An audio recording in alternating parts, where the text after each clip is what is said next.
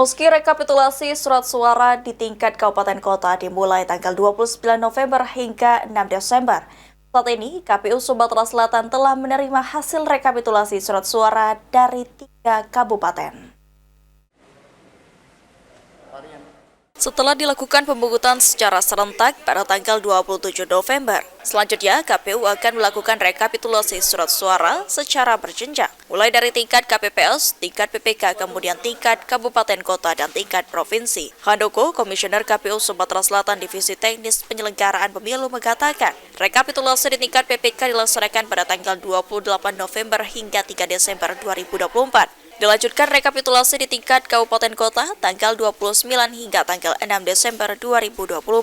KPU Sumatera Selatan saat ini sudah menerima hasil rekapitulasi surat suara di 3 kabupaten kota, diantaranya KPU Pali, Musirawas Utara, dan Kota Pagar Alam. Ya, untuk saat ini yang menyerahkan rekap hasil gubernur untuk tingkat kabupaten kota ada 3. Pertama adalah KPU Kota Prabu Muli, yang kedua KPU Pali, yang ketiga KPU Musirawas Utara. Ya, kalau rekap di tingkat kecamatan itu kan dimulai tanggal 28 sampai tanggal 3 Desember. Kalau untuk rekap di kabupaten itu dimulai tanggal 29 sampai tanggal 6 Desember 2024. Artinya kami menunggu di tingkat KPU Kabupaten Kota itu tanggal 6 Desember 2024. Selanjutnya, hasil dari kabupaten kota akan dilakukan rekapitulasi di tingkat provinsi dengan batas akhir sebelum tanggal 9 Desember 2024. Eki Saputra, PAL TV.